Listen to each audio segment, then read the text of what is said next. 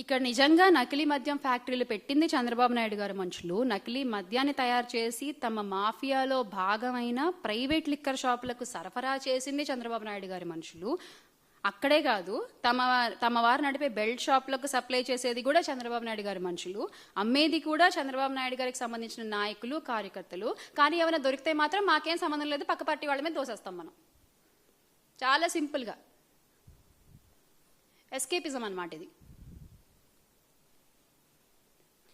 ఇంకో గమ్మత్తైన విషయం ఏంటంటే, లిక్కర్ అమ్మేటప్పుడు ఆ క్యూఆర్ కోడ్ స్కాన్, అది కూడా ఇందాక మనం మాట్లాడుకున్నట్టు ఎవరు స్కాన్ చేస్తారు ఆ క్యూఆర్ కోడ్? మొత్తం అంతా మీ మనుషులే, మీ పార్టీ వాళ్లే, మీ నాయకులే, మీ కార్యకర్తలు అడుగుతున్నారు. ఎవరు క్యూఆర్ కోడ్ స్కాన్ చేస్తారు?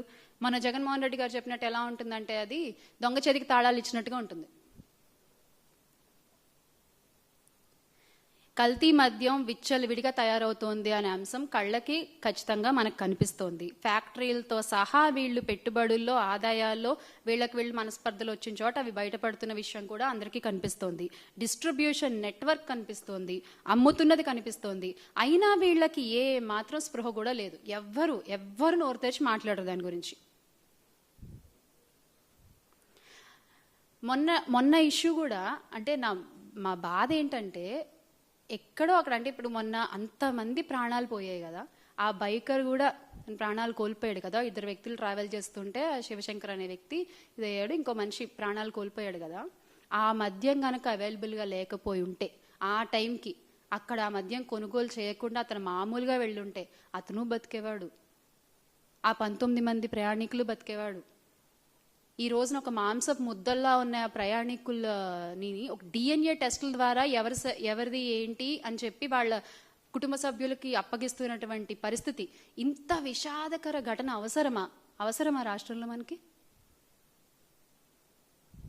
ఒక తల్లి తన బిడ్డ కాలిపోకూడదని చెప్పి ఇలా పట్టుకుని తను దహనం అయిపోతూ ఆ బిడ్డను కాపాడే ప్రయత్నం చేసిన హృదయ వికారమైనటువంటి ఆ సంఘటన చూడాల్సిన కర్మ ఏంటి మనకి?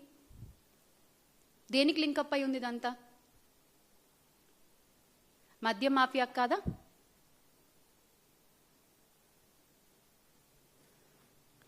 ఏ ఊర్లో చూసినా మద్యం షాపులు, బెల్ట్ షాపులు విచ్చలవిడిగా కనిపిస్తున్నాయి. గుడి లేదు, బడి లేదు, స్కూల్ లేదు.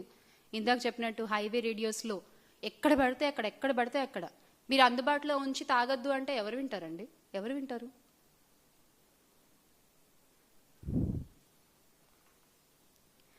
రాష్ట్రంలో ఈ రోజున మహిళలపై జరుగుతున్న అఘాయిత్యాలకు కూడా ఈ మద్యం మాఫియానే ఒక కారణం అని చెప్తాను నేను, నిస్సంకోచంగా. నిన్న కూడా ఒక న్యూస్ చూసాం. ఒక 20 రూపాయల కోసం ఒక పక్క పిల్లోడి గొంతు కోసేసిన వైన మనం చూసాం. ఏంటిది? ఏం జరుగుతుంది అసలు రాష్ట్రంలో? దేని గురించి మీరు నోరు తెరిచి మాట్లాడరు. ముఖ్యమంత్రి గారు మాట్లాడరు, ఉప ముఖ్యమంత్రి గారు మాట్లాడరు, పీపీపీ గారు, లోకేష్ గారు మాట్లాడరు, హోమ్ మినిస్టర్ గారు అసలే మాట్లాడరు. అంటే కూటమి నేతల దృష్టి ఎలా ఉందంటే, మాకు మద్యం షాపులు, బెల్ట్ షాపులు విస్తరిస్తే చాలు, ఆరోగ్యశ్రీ లేకపోతే ఏంటి, మెడికల్ కాలేజీలు లేకపోతే ఏంటి, గ్రామ సచివాలయాలు లేకపోతే ఏంటి, గ్రామాలు ఏవైపోతే మనకేంటి అన్నట్టుగా ఉంది ఈ రోజున కూటమి పరిస్థితి, కూటమి వ్యవహరిస్తున్న తీరు. ఎంత కళకళలాడుతూ ఉండేయో జగన్మోహన్ రెడ్డి గారి నాయకత్వంలో గ్రామాలన్నీ కూడా ఈ రోజున అంత వెలవెలబోతున్నాయి ఈ మద్యం మాఫియా మూలంగా.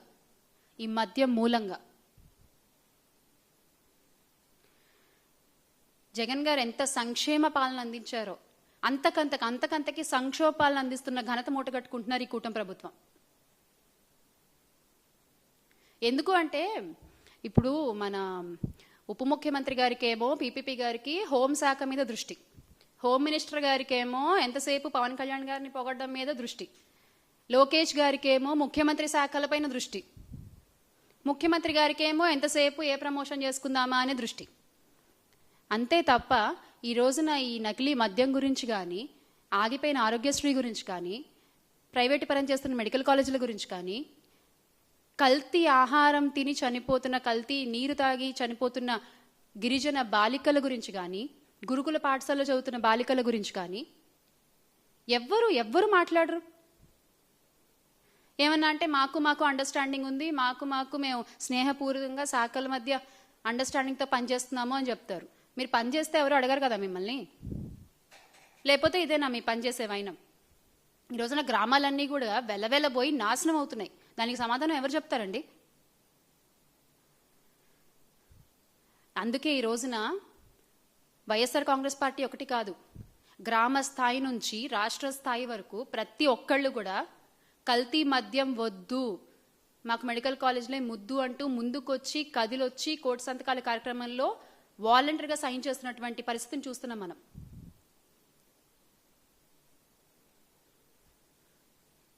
ప్రతి 50 ఇళ్లకి ఒక వాలంటీర్ని, ప్రతి 2000 మంది జనాభాకు ఒక సచివాలయాన్ని ఏర్పాటు చేసి గ్రామ స్వరాజ్యాన్ని ఆనాడు జగన్మోహన్ రెడ్డి గారు స్థాపిస్తే ఒక వర్గానికి సంబంధించినటువంటి మీడియా ఆయన మీద బురద జల్లింది ఆ రోజున. మరి ఈ రోజున ప్రతి 50 ఇళ్లకు ఒక బెల్ట్ షాపు, ప్రతి 2000 మంది జనాభాకు ఒక మద్యం షాప్ని, ఒక పర్మిట్ రూమ్ని ఏర్పాటు చేస్తే బాబుని గొప్ప విజనరీ అంటే కీర్తిస్తారు. ఏది నిజం అనేది ఖచ్చితంగా ఈ రోజున ప్రజలందరూ కూడా గమనిస్తున్నారు. ముఖ్యంగా మహిళలు, the young generation out there, you should understand, you must understand the real facts. ఎవరు సంక్షేమ పాలన అందించారు, ఎవరు సంక్షోభ పాలన అందిస్తున్నారు అనేది మీరు అర్థం చేసుకోవాలి.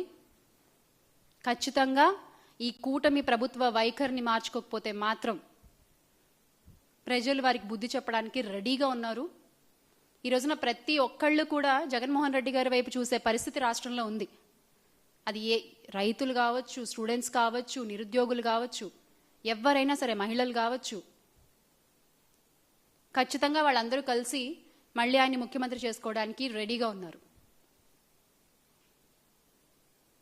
సో ప్రతి ఒక్కళ్ళు కూడా ఆలోచించి రాష్ట్ర భవిష్యత్తు నిర్ణయించుకుంటారని భావిస్తూ make Andhra great again with Jagan అన్న.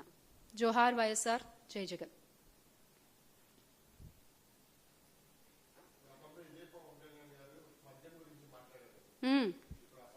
మద్యపాన ప్రియుల పొట్ట కొట్టారు అనుకుంటూ చించుకుంటూ మాట్లాడారు కదా ఆ రోజు ఆయన. మరి ఈ రోజున అసలు ఒక్క మాట మాట్లాడుతున్నారా అండి? ఇంతమంది ప్రాణాలు కోల్పోయారు కదా, ఒక్క మాట మాట్లాడారా?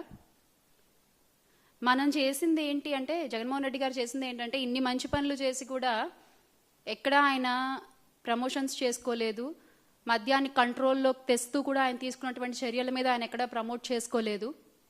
అది మనం చేసిన తప్పైపోయింది. ఈ రోజున వాళ్ళలాగా చనిపోయిన వాళ్ళకి ఏదో విధులు చేసాం అని చెప్పి దాన్ని కూడా వాళ్ళు ప్రమోట్ చేసుకుంటున్న తీరు చూస్తుంటే ఎంత బాధ అనిపిస్తుందంటే, అసలు నేరం జరగడానికి కారణమైనది వాళ్లే, మళ్ళీ వాళ్ళకి ఏదో చిల్లర విధుల్చి నష్టపరిహారం చేసేసి ఇగో మేము ఇది చేసామని కూడా గొప్పగా చెప్పుకుంటున్నారు.